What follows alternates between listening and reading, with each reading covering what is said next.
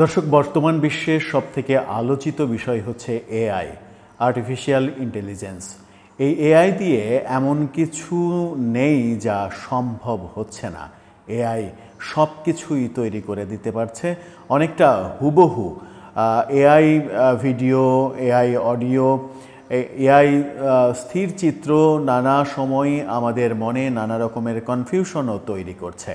সেই আর্টিফিশিয়াল ইন্টেলিজেন্সের ব্যাপারেই আমরা একটু মনোযোগ দিতে চেয়েছি। আর্টিফিশিয়াল ইন্টেলিজেন্সকে আমরা বাংলাদেশের রাজনীতি নিয়ে প্রশ্ন করেছিলাম। এআই কি উত্তর দিচ্ছে? বাংলাদেশের রাজনীতি নিয়ে আর্টিফিশিয়াল ইন্টেলিজেন্সও যথেষ্ট সচেতন, সেটা একেবারে স্পষ্ট হয়েছে আমাদের কাছে। শুধু বাংলাদেশ নয়, আন্তর্জাতিক রাজনীতি, আন্তর্জাতিক প্রেক্ষাপট সব কিছু নিয়েই সে একেবারে দক্ষ ঝানু ব্যক্তির মতো উত্তর দিতে সক্ষম। কি ভাবছে এআই? আমরা তাদের কাছে দুটো প্রশ্ন করেছিলাম। সেই দুটো প্রশ্নের উত্তর এআই কি দিল? সেই দুটো প্রশ্ন বাংলাদেশের রাজনীতি, আমেরিকা ভারতের সঙ্গে নানা রকমের দ্বান্দ্বিক সম্পর্ক, এরকম বিষয় নিয়েই মূলত প্রশ্ন করার চেষ্টা করেছিলাম। ইন্টারেস্টিং বিষয় হলো যে অনেকটা মানুষের মতো করেই বাস্তবতার নিরিখে এআই বিশ্লেষণ করেছে বর্তমানে বাংলাদেশের রাজনীতি, শেখ হাসিনার প্রসঙ্গ, ভারতের সঙ্গে বাংলাদেশের সম্পর্ক, আমেরিকার সঙ্গে বাংলাদেশের সম্পর্ক, ভবিষ্যতে এই সম্পর্ক কোন দিকে যাচ্ছে, কি পরিণতি হতে পারে, সব কিছু।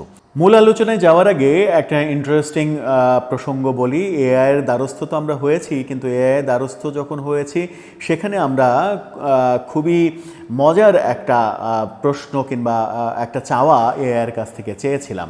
সেটা হচ্ছে যে বর্তমান সময়ে ভারত এবং বাংলাদেশের সম্পর্কটা খুব একটা ভালো যাচ্ছে না।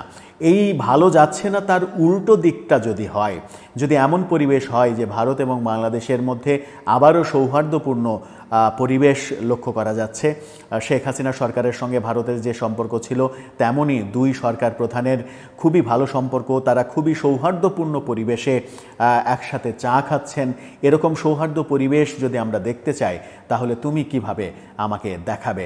এআই অসাধারণ একটা সৌহার্দ্যপূর্ণ ছবি আমাদেরকে উপহার দিয়েছে। ছবিটা দেখে নিন। এই ছবিতে দেখা যাচ্ছে যে ডক্টর ইউনূস এবং নরেন্দ্র মোদী একসাথে বসে চা খাচ্ছেন। বাস্তবের মতোই লাগছে, কিন্তু বাস্তব নয়।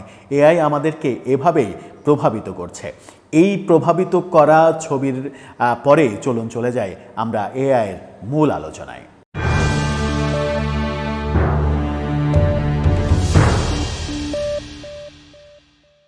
দর্শক, পলিটিক্স টিভির নিয়মিত ভিডিওগুলো এখন থেকে স্পন্সর করছে প্রজাপতি.tv, নতুন ওটিটি প্ল্যাটফর্ম। আপনারা চাইলে ইউটিউবে, ফেসবুকে, ইনস্টাগ্রামে, টিকটকে দেখে নিতে পারেন। ডেসক্রিপশন বক্সে লিঙ্ক দেওয়া থাকবে, সেখান থেকেও আপনারা দেখে নিতে পারেন প্রজাপতির কার্যক্রম। চলে যাচ্ছি মূল ভিডিওতে। বলছিলাম এআইয়ের কথা, আর্টিফিশিয়াল ইন্টেলিজেন্স। আমরা তাদের কাছে দুটো প্রশ্ন করেছিলাম, বাংলাদেশ, আমেরিকা, ভারত, নানা প্রসঙ্গে। সেই দুটো প্রশ্নের কি উত্তর দিল এআই? চলুন একটু শুনে নেওয়া যাক, তাহলে ব্যাপারটা নতুন ভাবনার জগতে আপনাকে প্রবেশ করাবে এবং অনেকাংশে মিলেও যাবে অনেক বাস্তবতা। আমরা প্রথম প্রশ্ন করেছিলাম, বাংলাদেশ আওয়ামী লীগ, শেখ হাসিনা, তারা কি আমেরিকার সাপোর্ট পাচ্ছে তাদের রাজনৈতিক পুনর্বাসনের জন্য? তারা কি আমেরিকার সাপোর্ট পাচ্ছে? উত্তরে এআই যেটা বলছে সেটা হচ্ছে, বর্তমানে যুক্তরাষ্ট্রের প্রেসিডেন্ট হিসেবে ডোনাল্ড ট্রাম্পের পুনর্নির্বাচনের পর বাংলাদেশের রাজনৈতিক পরিস্থিতিতে কিছু গুরুত্বপূর্ণ পরিবর্তন দেখা যাচ্ছে। আওয়ামী লীগ, বিশেষ করে শেখ হাসিনা, ট্রাম্পের বিজয়ে আশাবাদী, কারণ তারা মনে করেন এটি তাদের রাজনৈতিক পুনর্বাসনের সম্ভাবনা বাড়াতে পারে। ট্রাম্প প্রশাসনের অবস্থান কি সে ব্যাপারে এআই বলছে, ডোনাল্ড ট্রাম্প বাংলাদেশের সংখ্যালঘুদের বিরুদ্ধে সহিংসতা নিয়ে উদ্বেগ প্রকাশ করেছেন এবং এই সহিংসতাকে নিন্দা করেছেন। তবে তার প্রশাসনের পক্ষ থেকে এখন পর্যন্ত আওয়ামী লীগকে সরাসরি সমর্থনের কোনো ঘোষণা পাওয়া যায়নি। আন্তর্জাতিক নীতিতে ধারাবাহিকতা বজায় রাখার প্রবণতা থাকায় ট্রাম্প প্রশাসন পূর্ববর্তী নীতিগুলোর সঙ্গে সামঞ্জস্য রেখেও কাজ করতে পারে। আওয়ামী লীগের কৌশল কী হবে সেই ব্যাপারে এআই বলছে, আওয়ামী লীগ ট্রাম্পের বিজয়কে তাদের জন্য একটা সুযোগ হিসেবে দেখছে।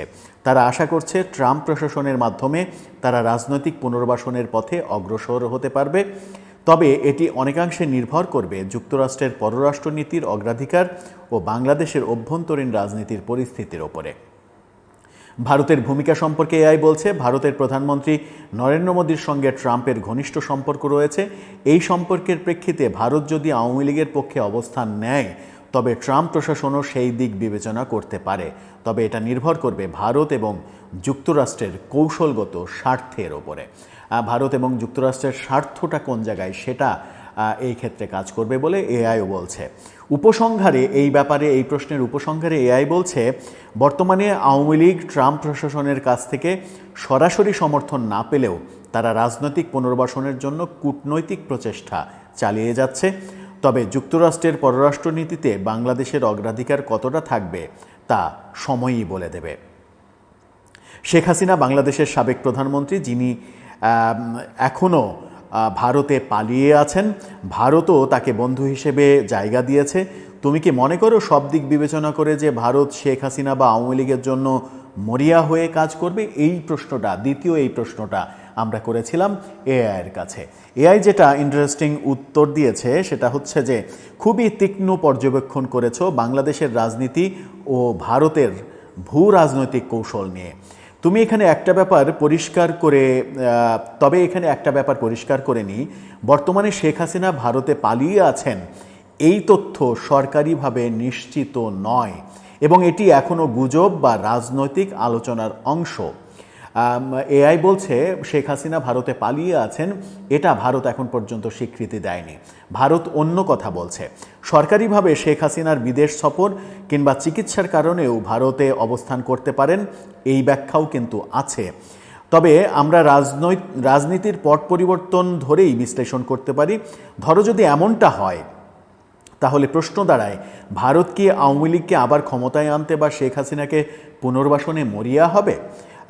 উত্তর এক, ভারতীয় স্বার্থ। ভারতের দৃষ্টিকোণ থেকে বাংলাদেশে এমন একটি সরকার থাকা খুবই গুরুত্বপূর্ণ যারা ভারতের সাথে সীমান্ত ও নিরাপত্তা ইস্যুতে সহনশীল হবে। উত্তর পূর্ব ভারতের বিচ্ছিন্নতাবাদীদের আশ্রয় প্রশ্রয় দেবে না, চীন বা পাকিস্তানের দিকে হঠাৎ ঝুঁকে পড়বে না। আওয়ামী লীগ ও শেখ হাসিনার সরকার ভারতের এই স্বার্থগুলোকে গত 15 বছর সম্মান দিয়েছে, অতএব ভারত চায় এই ধারাবাহিকতা বজায় থাকুক। 2, বিজেপি ও শেখ হাসিনার সম্পর্ক। নরেন্দ্র মোদীর নেতৃত্বে বিজেপি সরকার শেখ হাসিনাকে একটি প্রেডিক্টেবল পার্টনার হিসেবে দেখে। 2019 সালে মোদীর দ্বিতীয়বার প্রধানমন্ত্রী হওয়ার পর শেখ হাসিনার সঙ্গে তার সম্পর্ক আরও ঘনিষ্ঠ হয়।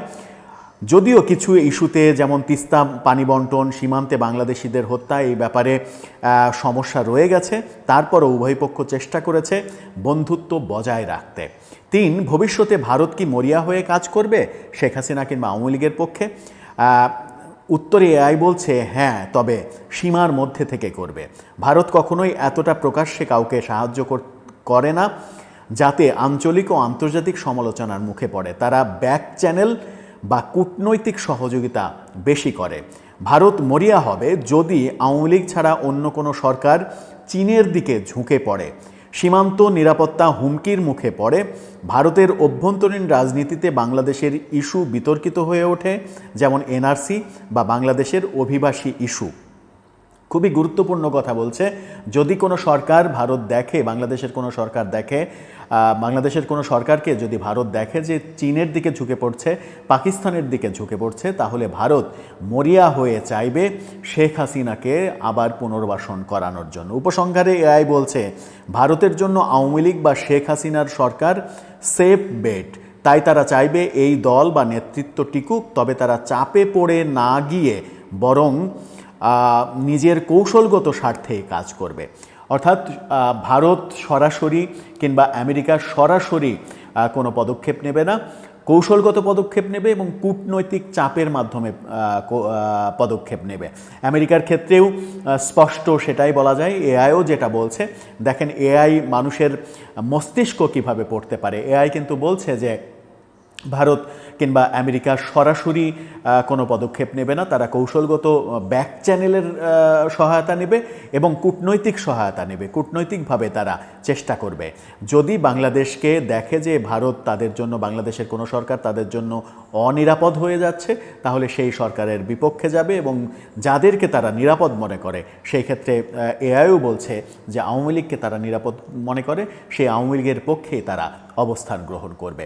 একেবারে মানুষের ভাবনার সঙ্গে এআইয়ের ভাবনা কতটা মিলে যায় এবং এআই কত পরিষ্কারভাবে ব্যাখ্যা দিতে পারে, সেটা একটা খুবই মারাত্মক ব্যাপার। দর্শক, আপনার কি মনে হয় এই যে আর্টিফিশিয়াল ইন্টেলিজেন্স এই ব্যাখ্যা দিল, দুটো প্রশ্নের উত্তরে এত বিশদ ব্যাখ্যা তারা দিল, এই ব্যাখ্যার সঙ্গে মানুষের ব্যাখ্যার পার্থক্য কি আপনি খুব বেশি দেখেন, কিংবা বাস্তবতার পার্থক্য কি খুব বেশি দেখেন?